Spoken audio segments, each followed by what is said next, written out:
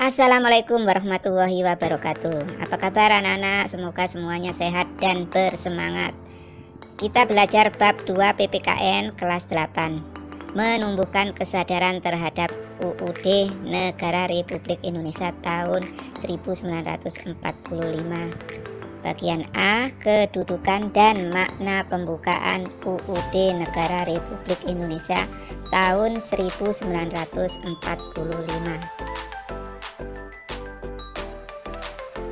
Kedudukan dan makna pembukaan UUD Negara Republik Indonesia tahun 1945.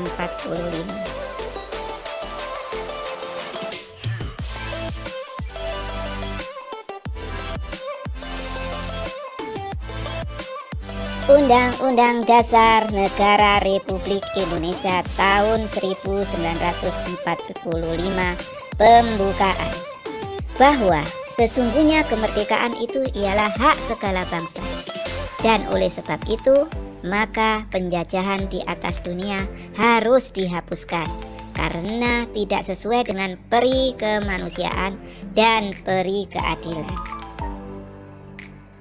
Dan perjuangan pergerakan kemerdekaan Indonesia telah sampailah kepada saat yang berbahagia dengan selamat sentosa mengantarkan rakyat Indonesia ke depan pintu gerbang kemerdekaan negara Indonesia yang merdeka, bersatu, berdaulat, adil dan makmur. Atas berkat rahmat Allah yang Maha Kuasa dan dengan didorongkan oleh keinginan luhur supaya berkehidupan kebangsaan yang bebas, maka rakyat Indonesia menyatakan dengan ini kemerdekaannya. Kemudian daripada itu, untuk membentuk suatu pemerintah negara Indonesia yang melindungi segenap bangsa Indonesia dan seluruh tumpah darah Indonesia, dan untuk memajukan kesejahteraan umum, mencerdaskan kehidupan bangsa, dan ikut melaksanakan ketertiban dunia yang berdasarkan kemerdekaan, perdamaian abadi, dan keadilan sosial, maka disusunlah kemerdekaan kebangsaan Indonesia itu dalam suatu Undang-Undang Dasar Negara Indonesia yang terbentuk dalam suatu susunan negara Republik Indonesia yang berkedaulatan rakyat dengan berdasar kepada ketuhanan yang Maha Esa, kemanusiaan yang adil dan beradab, persatuan Indonesia, dan kerakyatan yang dipimpin oleh hikmat kebijaksanaan dalam permusyawaratan perwakilan, serta dengan mewujudkan suatu keadilan sosial bagi seluruh rakyat Indonesia.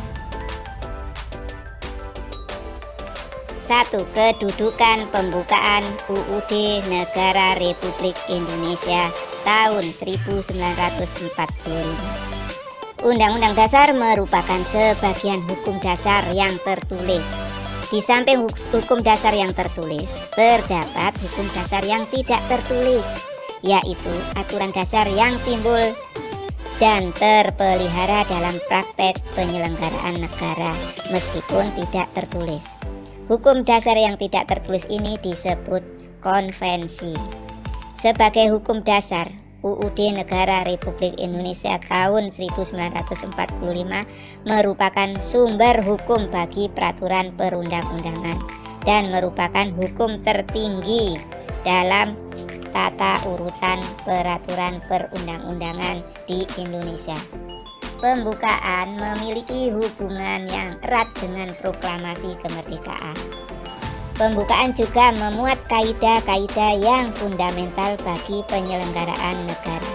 Pembukaan merupakan bagian yang tidak terpisahkan dari Undang-Undang Dasar Negara Republik Indonesia tahun 1945. Sistematik UUD Negara Republik Indonesia tahun 1945 sebelum perubahan atau amandemen terdiri atas 1. Pembukaan, 2. Batang tubuh atau pasal-pasal, dan 3. Penjelasan. Kemudian sistematik UUD Negara Republik Indonesia tahun 1945 setelah perubahan atau amandemen terdiri atas 1 pembukaan dan 2 pasal-pasal. Pasal 2 aturan tambahan, yaitu dengan ditetapkannya perubahan setelah diamandemen Undang-Undang Dasar ini. Undang-Undang Dasar Negara Republik Indonesia tahun 1945 terdiri atas pembukaan dan pasal-pasal.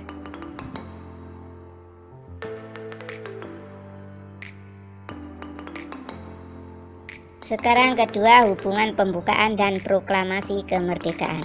Dari isi kedua naskah tersebut, proklamasi kemerdekaan memuat 2 hal pokok, yaitu pernyataan kemerdekaan bangsa Indonesia dan tindakan yang harus segera dilakukan dengan pernyataan kemerdekaan. Alinea ketiga pembukaan UUD Negara Republik Indonesia tahun 1945 memuat pernyataan kemerdekaan. Pernyataan kemerdekaan di alinea pertama ini diawali dengan pernyataan bahwa kemerdekaan adalah hak segala bangsa. Alinea 1 sampai dengan alinea 3 merupakan uraian terperinci dari kalimat pertama proklamasi kemerdekaan. Alinea 4 memberi arah pertanggungjawaban terhadap pelaksanaan proklamasi kemerdekaan.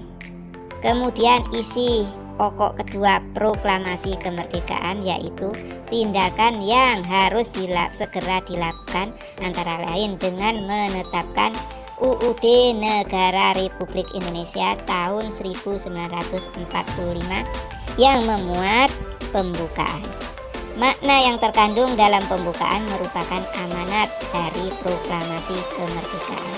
Oleh karena itu, alasan berdirinya Negara Kesatuan Republik Indonesia yang diproklamasikan 17 Agustus 1945 dapat dipahami dengan cara mengkaji pembukaan UUD Negara Republik Indonesia tahun 1945.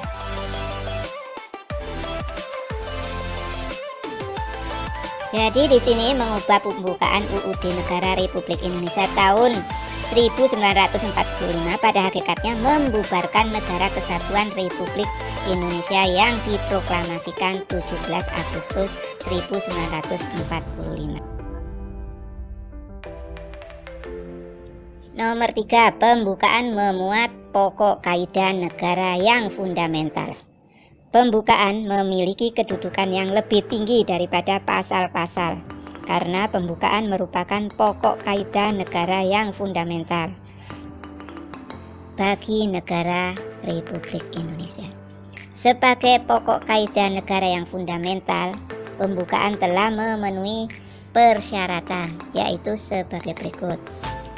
Berdasarkan sejarah terjadinya bahwa pembukaan ditentukan oleh pembentuk negara. PPKI yang menetapkan UUD Negara Republik Indonesia tahun 1945 telah mewakili bangsa Indonesia.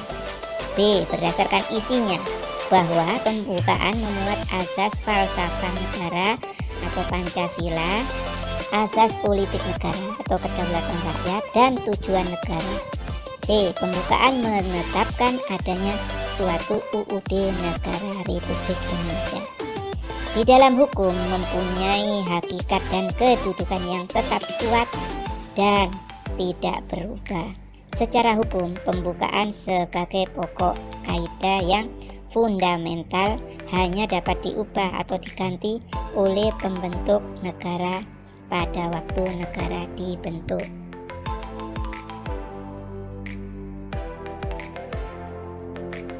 Pembukaan UUD ini dapat menjadi sumber dari cita-cita hukum dan cita-cita moral yang ingin ditegakkan dalam berbagai lingkungan kehidupan. Selain itu, pembukaan memuat pokok kaidah negara yang fundamental bagi Negara Kesatuan Republik Indonesia.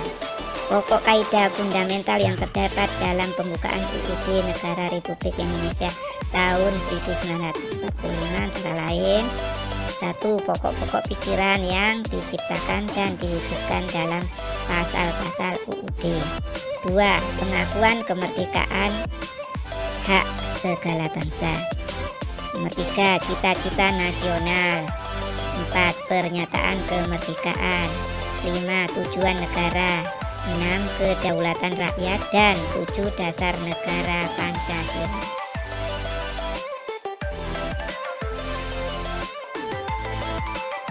Sah tidaknya suatu undang-undang dasar harus dipertimbangkan dengan berhasil atau tidaknya suatu revolusi dan apa-apa yang dihasilkan dalam revolusi tersebut atau UUD adalah sah. Karena bangsa Indonesia mencapai kemerdekaannya dengan jalan revolusi, maka UUD yang dibuat dalam masa revolusi tersebut menjadi suatu konstitusi yang sah. Nilai-nilai yang terkandung dalam pembukaan UUD Negara Republik Indonesia tahun 1945 adalah nilai-nilai luhur yang universal dan lestari. Universal mengandung arti bahwa pembukaan UUD Negara Republik Indonesia tahun 1945 memiliki nilai-nilai yang dijunjung tinggi oleh bangsa-bangsa beradab di dunia dan penghargaan terhadap hak asasi manusia. Sebuah bangsa yang menunjukkan penghargaan terhadap hak asasi manusia merupakan salah satu bentuk perilaku bangsa yang beradab di dunia.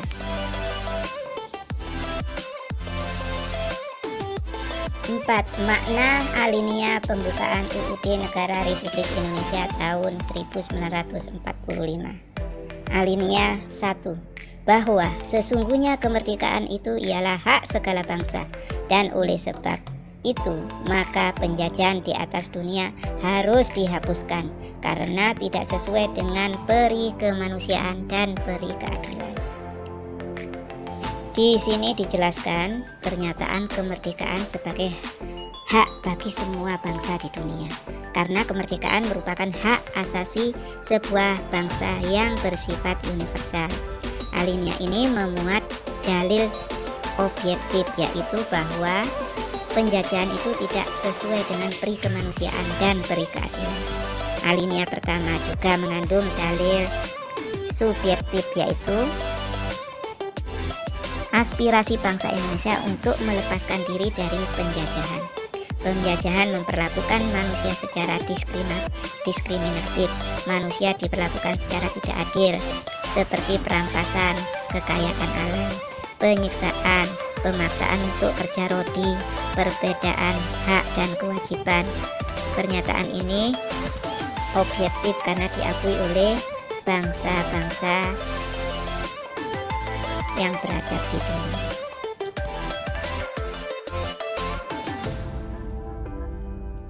Dua, alinea kedua. Dan perjuangan pergerakan kemerdekaan Indonesia telah sampailah kepada saat yang berbahagia dengan selamat sentosa mengantarkan rakyat Indonesia ke depan pintu gerbang kemerdekaan negara Indonesia yang merdeka, bersatu, berdaulat, adil, dan makmur. Jadi perjuangan bangsa Indonesia telah mencapai tingkat yang menentukan. Momentum yang telah dicapai harus dimanfaatkan untuk menyatakan kemerdekaan.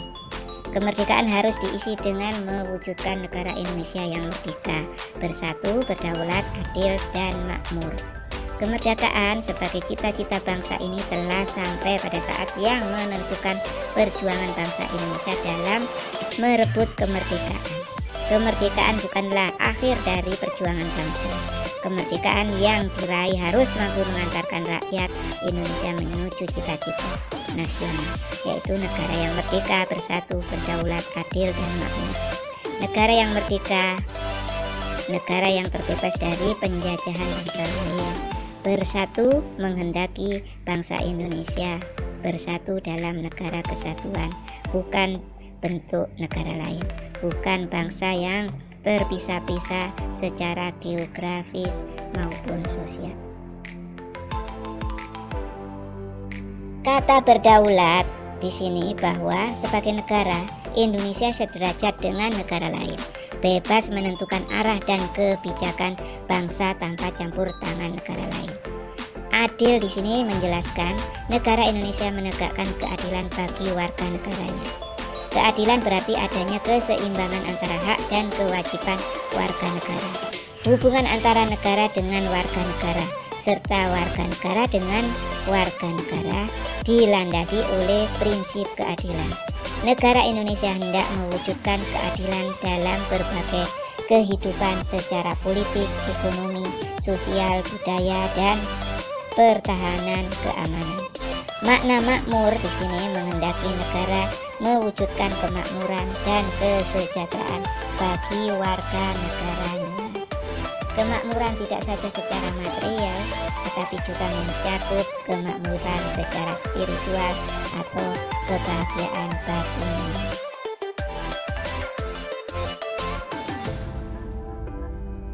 Pada alinea ketiga yang bunyinya, atas berkat rahmat Allah yang Maha Kuasa dan dengan didorongkan oleh keinginan luhur supaya berkehidupan kebangsaan yang bebas, maka rakyat Indonesia menyatakan dengan ini kemerdekaan.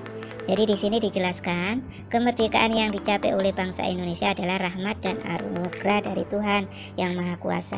Hal ini merupakan motivasi spiritual perwujudan sikap dan keyakinan bangsa Indonesia terhadap Tuhan Yang Maha Esa. Bangsa Indonesia menyadari bahwa tanpa rahmat Tuhan Yang Maha Kuasa, maka bangsa Indonesia tidak akan merdeka.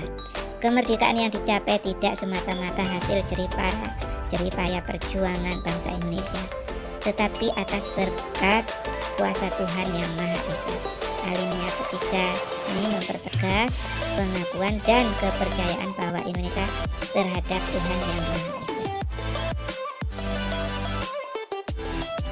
Alinea keempat bunyinya, kemudian daripada itu, untuk membentuk suatu pemerintahan negara Indonesia yang melindungi segenap bangsa Indonesia dan seluruh tumpah darah Indonesia, dan untuk memajukan kesejahteraan umum, mencerdaskan kehidupan bangsa, dan ikut melaksanakan ketertiban dunia yang berdasarkan kemerdekaan, perdamaian abadi, dan keadilan sosial, maka disusunlah kemerdekaan kebangsaan Indonesia itu dalam suatu undang-undang dasar negara Indonesia yang terbentuk dalam suatu susunan negara Republik Indonesia yang berkedaulatan rakyat dengan berdasar kepada ketuhanan yang Maha Esa, kemanusiaan yang adil dan beradab, persatuan Indonesia, dan kerakyatan yang dipimpin oleh hikmat, kebijaksanaan dalam permusyawaratan perwakilan, serta dengan mewujudkan suatu keadilan sosial bagi seluruh rakyat Indonesia. Jadi tujuan negara yang akan diwujudkan oleh pemerintah ini, pemerintah negara ini. Terus ketentuan diadakan undang-undang dasar, bentuk negara yaitu bentuk republik yang berkedaulatan rakyat, dan dasar negara yaitu Pancasila. Negara Indonesia yang dibentuk memiliki tujuan negara yang hendak diwujudkan, yaitu melindungi segenap bangsa Indonesia dan seluruh tumpah darah Indonesia, memajukan kesejahteraan umum, mencerdaskan kehidupan bangsa, serta melaksanakan ketertiban dunia yang berdasarkan kemerdekaan, perdamaian abadi, dan keadilan sosial. Keempat tujuan negara tersebut merupakan arah perjuangan bangsa Indonesia setelah merdeka.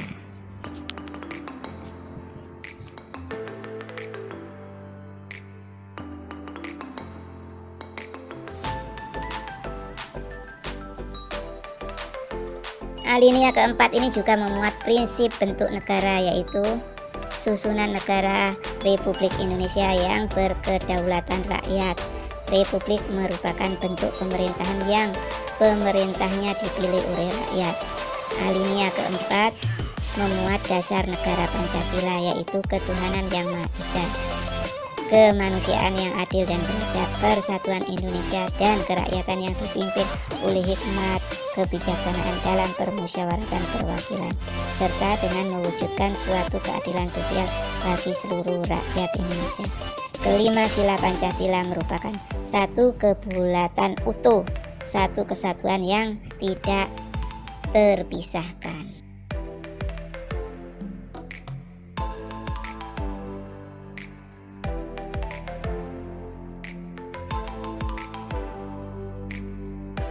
Sampai di sini materi kita tentang kedudukan dan makna pembukaan UUD Negara Republik Indonesia tahun 1945.